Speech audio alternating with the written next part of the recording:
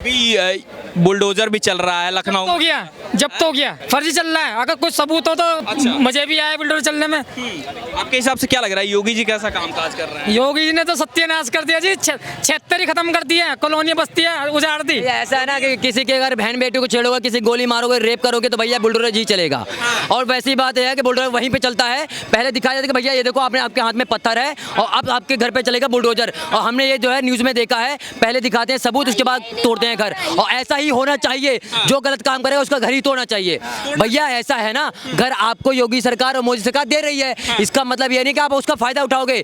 आपको घर दे रहे हैं ना, तो इसका मतलब नहीं है कि आप किसी की बहन बेटी को छेड़ोगे, ठीक है ना, किसी को मारोगे, पीटोगे या गलत काम करोगे, हत्या करोगे। तो भैया आप अगर ऐसा काम करोगे, पत्थर चलाओगे तो बुलडोजर चलेगा भैया। जब तुम किसी के बच्चों को उड़ा रहे हो, किसी के सुहाग को उड़ा रहे हो, किसी की जमीन जायदादों को खा रहे हो, किसी का माल खजाने खा रहे हो, किसी को डर के जीने पे मजबूर कर रहे हो, दी बेटी को उठवा रहे हो, तो वो नहीं करवाएंगे क्या? लेकिन ये कह रहे हैं कि जो है योगी जो सीटें हार गए इस बार, लोकसभा वाली सीटें नहीं मिली, तो कह रहे हैं इसी का खींच निकाल रहे हैं, लोगों का घर गिरा रहे हैं, इनकाउंटर करवा रहे हैं। नहीं नहीं नहीं नहीं नहीं नहीं नहीं ऐसा कुछ भी नहीं है। बात बताओ, इनकाउंटर अब मैं यहाँ पे खड़ी हूँ, मेरा इनकाउंटर क्यों नहीं करवा रहे? आपका क्यों नहीं करवा रहे? इनका क्यों नहीं करवा? जो इनकाउंटर वाला काम करेगा उसी का तो करवाएंगे ना। तो उसका तो किसका, चाहे भगवान करे चाहे इंसान करे, जो इतनी दुश्मनी पाल के बैठा है उसको योगी जी नहीं तो कोई ना कोई और करवा दे। अब दिल्ली में क्यों नहीं इनकाउंटर करवा रहे और कहीं क्यों नहीं करवा? जो जहाँ पे गंद छुपा हुआ है, गंद बैठा हुआ है, लोगों को मार रहा है, तो वहाँ तो करवाएंगे ही करवाएंगे।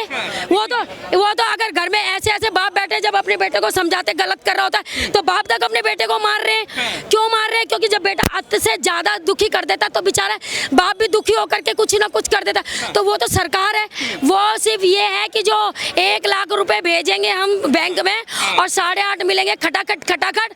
अब वो जब नहीं मिला, अब कह रहे हैं अगली बार तुम आओ विधानसभा की सीट में, अब सब कांग्रेस को सबको निकालेंगे फटाफट फटाफट फटाफट। अब जो जिन्होंने सीट दी थी ना टेढ़ी नाक वाले को, साइकिल को और पप्पू जी को, वो सब आएंगे मोदी जी में। अब की बार मोदी जी की सीटें जितनी कम हुई है ना, उससे दुगनी बढ़ेंगी बढ़ेंगी। क्यों?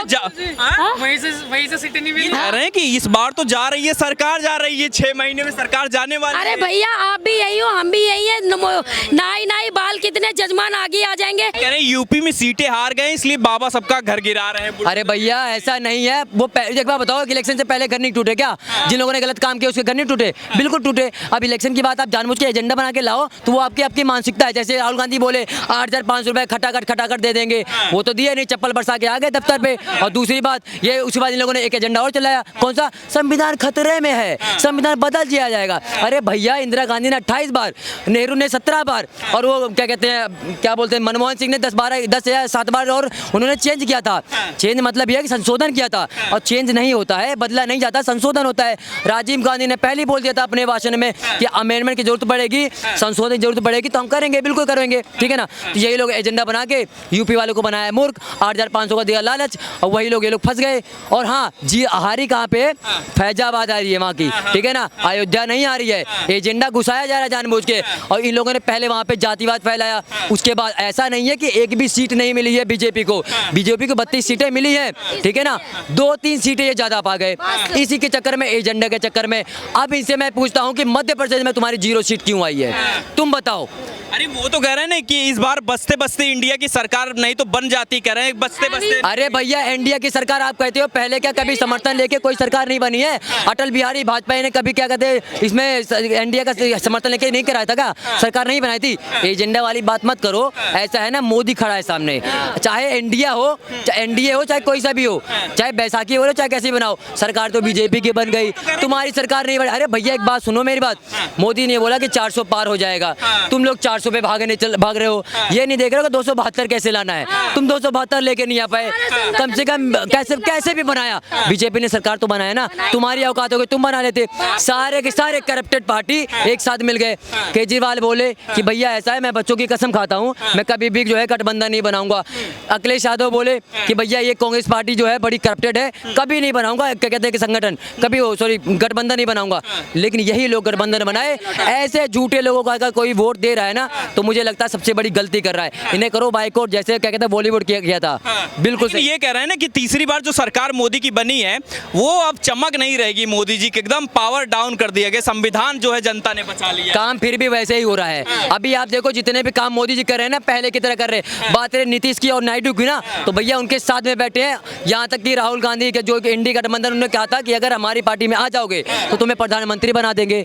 अरे तुम्हारे इतने लालच देने के बावजूद वो बंदा नहीं गया है, ठीक है ना। उन्हें पता है कि क्या कहते हैं, आपको जो आप अगर वहाँ पे जाएंगे उनके वाले पार्टी में जाएंगे तो प्रधानमंत्री का ये कहीं का भी नहीं छोड़ेंगे, ठीक है ना। तो ये लालच देके कैसे भी करके बना दे। अच्छा ठीक है, अगर नीतीश चले जाते हैं उनके में, इनके पास सीटें हैं 234, तो 12 सीटें अगर ले लो तो सरकार कैसे बनेगी।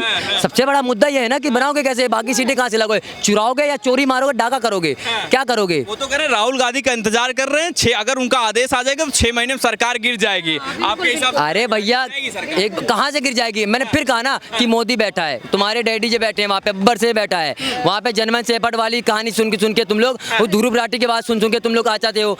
ये कुछ लोग है ना कि ध्रुव राठी की वीडियो देख के वोट दिए हुए हैं, आज वही लोग पछता रहे हैं। आप जाके यूपी में देखिए कितने लोग कह रहे हैं कि भैया हमने गलत दे दिए इन लोगों को वोट। यहाँ पछता रहे हैं, वहाँ पे आज पछता रहे हैं वहाँ के लोग, यूपी के लोग, अयोध्या के लोग पछता रहे हैं कि कैसे लोग। पता क्या हुआ वहाँ पे, एक पत्रकार, आप जैसे बड़े महान पत्रकार हैं वहाँ के, उन्होंने बोला कि बोलिए जय सिया राम, तो वो हंस रहे हैं, मुस्कुरा रहे हैं। मतलब राम जी से इतनी दिक्कत है, चलिए हमारे धर्म की बात है, हम हिंदू हैं, हमारे राम जी के बोलने से इतनी दिक्कत है। मान लीजिए कोई मुस्लिम होगा तो वैसे वो भी करेगा, वो भी गलत बात होगी ना।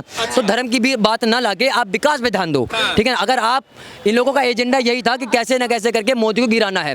इन लोगों का मानसिकता ये नहीं था कि जो हम अगर सरकार में आएंगे तो पब्लिक को जो चाहिए, योजनाएं जो विकास चाहिए वो देंगे। ये इन लोगों का एजेंडा यही था कि कैसे ना कैसे मोदी जी को गिराना है। और इसलिए ये जो गए तीसरी बार फिर गिर गए, मुझे लगता है चौथी बार फिर गिर जाएंगे। गिराएगा कौन, हम ही गिराएंगे। कि संसद में मुकाबला जो है मोदी जी का, एक तरफ तो राहुल गांधी है ही, इस बार शेरनी भी आ रही वायनाड से, प्रियंका गांधी। अरे ऐसा है ना कि प्रियंका गांधी की बात कर रहे हो, प्रियंका गांधी जी को मैं साफ बोलता हूँ, पहले अपने भाई को जितवा लो, फिर आप क्या कहते हैं राजनीति में आना। पहले उनको कुछ ना कुछ बना दो, आज तक कुछ नहीं बने। आज बरेली से सांसद तो बन गए इस बार। अरे बन तो गए ना, कम से कम सांसद बनने दो, अरे कम से प्रधान बनने दो। इतना मेहनत किया, इतना मेहनत से आज ये सांसद बने हैं, प्रधानमंत्री का 4 साल बाद इनका जो है पेंशन लगने वाली है।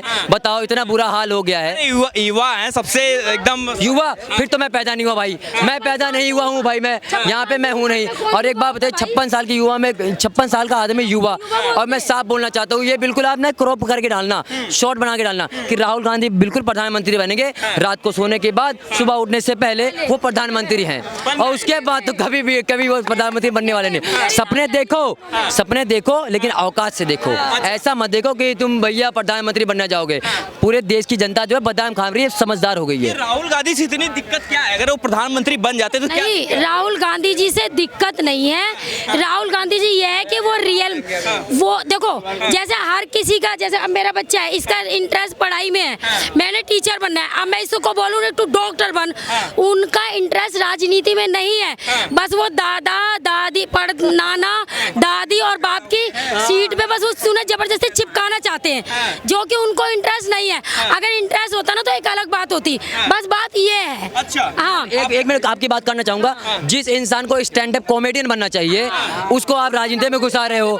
भैया वो आदमी स्टैंड अप कॉमेडियन के लिए बहुत बढ़िया परफेक्ट आदमी है। मैं जब भी मेरा दिमाग खराब होता है ना, उस समय मैं क्या कहते हैं वीडियो देखता है कॉमेडी की, उस समय मैं हंसी में हंसता हूँ मैं बहुत अच्छे से। इसलिए जिसको कॉमेडी में जाना है ना उसको कॉमेडी में ले जाइए, राजनीति में मत घुसाइए।